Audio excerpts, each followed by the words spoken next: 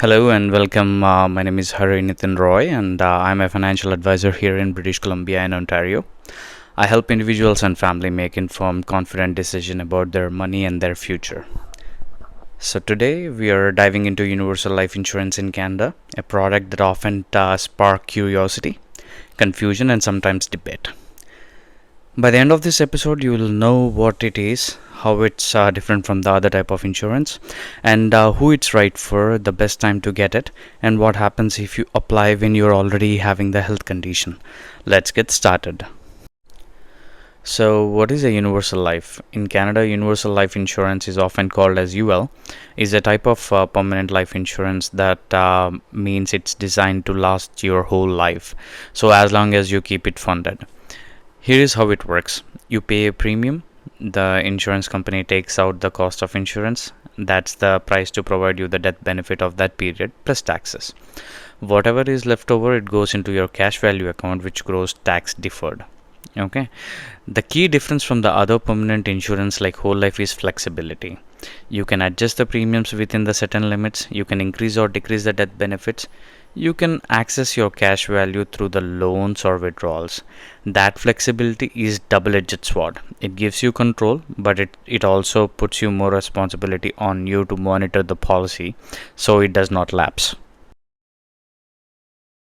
Universal Life also allows you to overfund the policy early for faster cash buildup.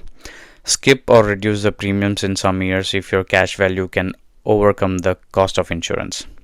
It's you can tie the growth to the investments that may outpace the fixed growth in the whole life. Though this means more risky, but the bottom line, universal life is a blended insurance and investment that's more hand on the whole life and more flexible than term. But with flexibility comes with complexity. You need to understand how fees, market returns, and cost of insurances changes affect the policy. Who should consider the universal life? Universal life is not for everyone. In my experience advising clients in BC and Ontario, it works best for the people who need permanent life coverage, for example, to leave a legacy, fund a buy sell agreement, or cover a lifelong dependent. Want tax advantage growth? Canada's tax rule allows UL cash value to grow tax deferred within the certain limits. This can be attractive once you maxed up your RRSPs and TFSAs. And next, the having any variable income like business owners, you may want to overfund in strong years and pay the minimum in the less years or maybe the lean years. And who are financially disciplined, you will require monitoring and adjustments. It's not a set and forget plan. If your main goal is low cost coverage for a set time, like paying off the mortgage or protecting your kids until they are grown, term is usually the better. If you When is the right time to get it? So timing matters a lot. Here is what happens if you wait. The cost of insurance is lower when you're younger because your risk of death is lower. Starting earlier gives you the cash value more time to compound. Even modest annual returns can grow meaningful over decades. Your health status is usually better when you're younger, which helps you to qualify for the preferred rates. So let's look at a sample example for 500,000 UL policy for a healthy non-smoker Canadian. So at age 30s, premium might be around like $4,800 per year. So you need to remember the universal life policy is a combination of the cost to insurance plus the investment. So this yearly premium would be the combination of both. And if you're in the age group 40s, it would be like around $6,000 per year because as your age grows, the premium also increases, right? And in the age 50s, the premium goes around like $9,600, $10,000 every year. So make sure to lock in your prices when you're younger. The earlier you start, the more affordable it is, and the more your cash value grows before the cost of insurance rises later in the lives. One thing that you need to keep in mind is that as our age grows, the cost of insurance also grows. Okay, so that's the reason we need to keep that in mind. What if you already have health conditions? So this is a question I hear a lot. Hurry, I have diabetes, heart condition, cancer history. Can I still get the universal life insurance in Canada?